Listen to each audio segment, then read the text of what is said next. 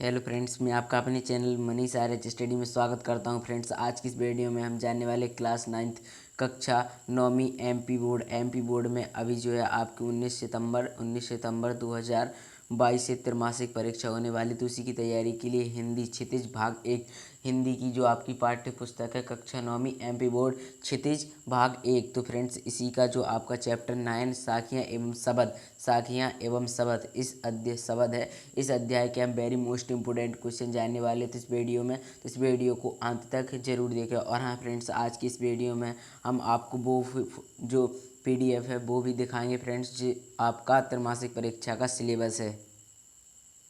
ये रहा फ्रेंड्स आपका मासिक मासिक शैक्षणिक कैलेंडर अनुसार त्रैमासिक परीक्षा सत्र 2022-23 हेतु पाठ्यक्रम एमपी बोर्ड कक्षा 9वीं त्रैमासिक परीक्षा सिलेबस 2022-23। तो फ्रेंड्स, ये आपका जो है त्रैमासिक परीक्षा विषय हिंदी कक्षा 9वीं एमपी बोर्ड का सिलेबस दिया हुआ है। तो आप फ्रेंड्स इसे देख लीजिए, कौन कौन से अध्याय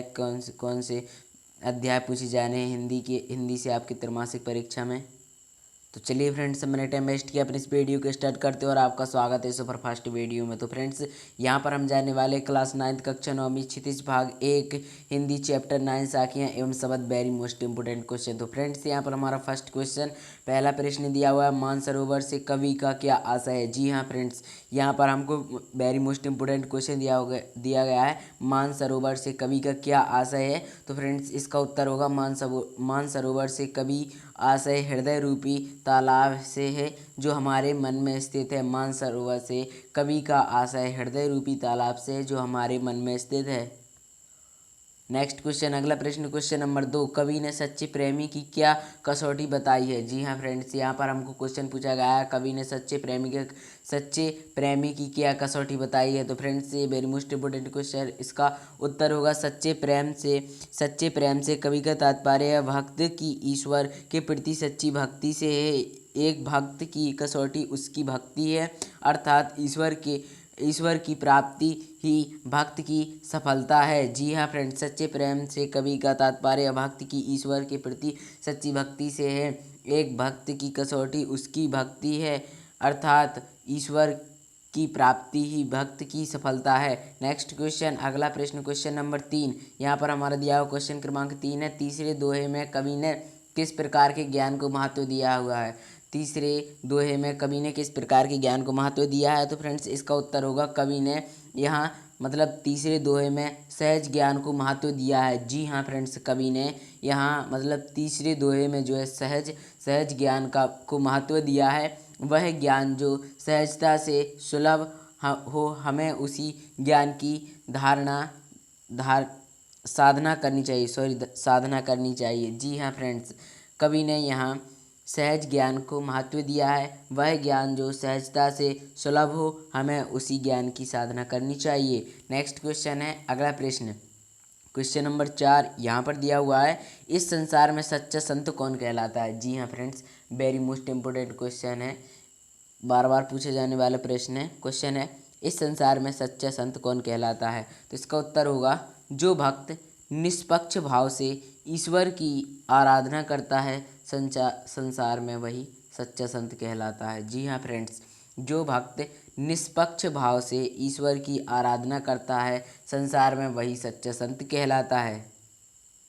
अगला प्रश्न क्वेश्चन नंबर 5, यहाँ पर दिया हुआ क्वेश्चन नंबर 5 है, अंतिम दो दोहों के माध्यम से कवि ने किस तरह की संकीर्णताओं की ओर संकेत किया है। जी हाँ फ्रेंड्स, अंतिम दो दोहों के माध्यम से कवि ने किस तरह की संकीर्णताओं की ओर संकेत किया है। तो इसका उत्तर होगा, अंतिम दो दोहों के माध्यम से कबीरदास जी ने समाज में व्याप्त धार्मिक संकीर्णताओं, समाज की जाति पाति की असमानता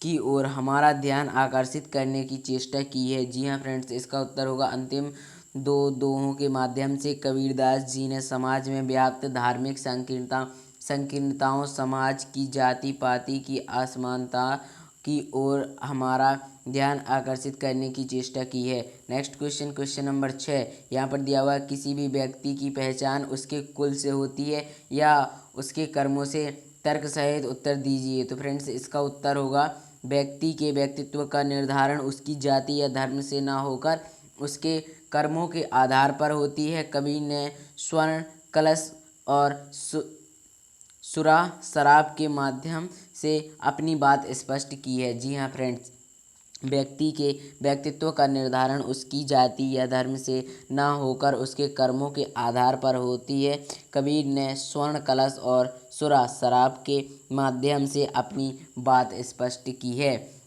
जिस प्रकार सोने के कलश में शराब भर देने से शराब का महत्व बढ़ नहीं जाता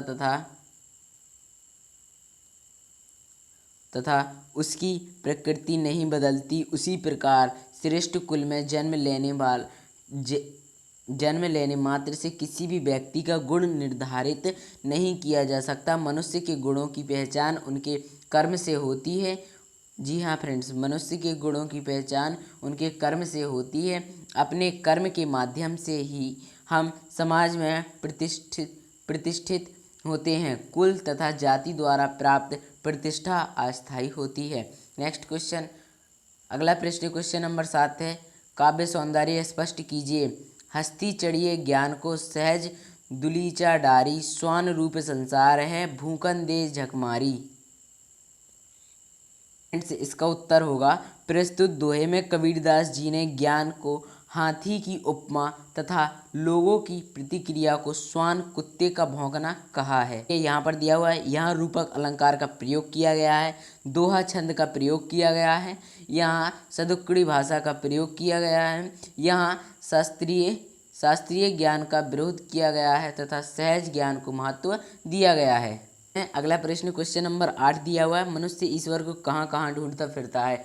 जी हाँ फ्रेंड्स, मनुष्य ईश्वर को कहाँ कहाँ ढूंढता फिरता है। मनुष्य ईश्वर को देवालय, मंदिर, मस्जिद, काबा तथा कैलाश में ढूंढता फिरता है। जी हाँ friends, very most important question है, IMP क्वेश्चन है, इम्पोर्टेंट क्वेश्चन है।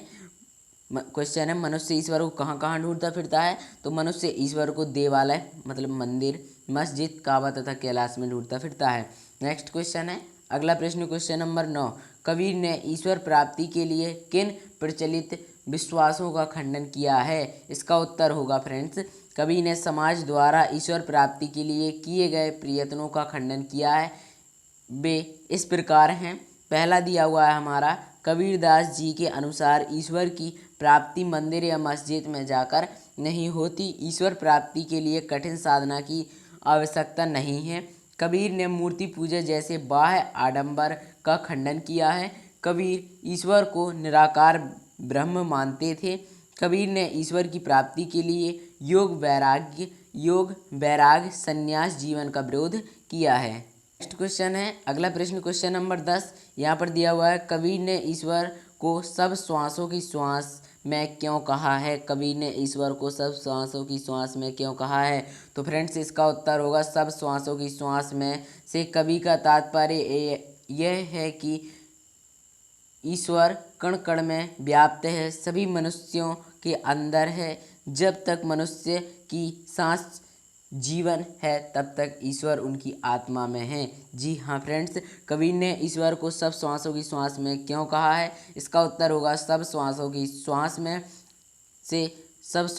श्वास में से कवि का तात्पर्य यह है कि ईश्वर कण कण में व्याप्त है, सभी मनुष्यों के अंदर है। जब तक मनुष्य की सांस जीवन है तब तक ईश्वर उनकी आत्मा में है। नेक्स्ट क्वेश्चन, अगला प्रश्न क्वेश्चन नंबर 11 यहाँ पर दिया, कबीर ने ज्ञान के आगमन की तुलना सामान्य हवा से न कर आंधी से क्यों की है। जी हाँ friends, very most important question है। कबीर ने ज्ञान के आगमन की तुलना सामान्य हवा से न कर आंधी से क्यों की।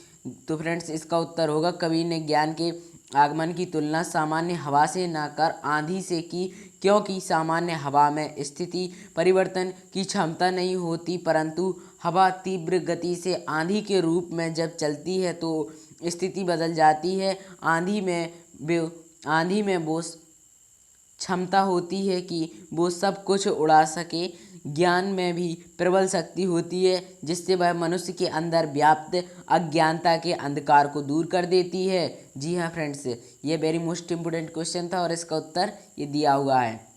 नेक्स्ट क्वेश्चन है क्वेश्चन नंबर 12 दिया हुआ, ज्ञान की आंधी का भक्त के जीवन पर क्या प्रभाव पड़ता है? ज्ञान की आंधी का भक्त के जीवन पर क्या प्रभाव पड़ता है? तो इसका उत्तर होगा ज्ञान की प्राप्ति से भक्त के अंदर ईश्वर के प्रति सच्ची भक्ति का उदय होता है तथा ज्ञान के प्रकाश से जीवन अज्ञानता रूपी अंधकार से मुक्त होकर प्रकाशमय हो जाता है। मनुष्य मोह माया में मुक्त हो जाता है, मनुष्य मोह माया से मुक्त हो जाता है। जी हाँ friends, very most important question है, ज्ञान की आंधी का भक्त के जीवन पर क्या प्रभाव पड़ता है? तो इसका उत्तर होगा ज्ञान की प्राप्ति से भक्त के अंदर ईश्वर के प्रति सच्ची भक्ति का उदय होता है तथा ज्ञान के प्रकाश से जीवन अज्ञानता रूपी अंधकार से मुक्त होकर प्रकाशमय हो जाता है, मनुष्य मोह माया से मुक्त हो जाता है।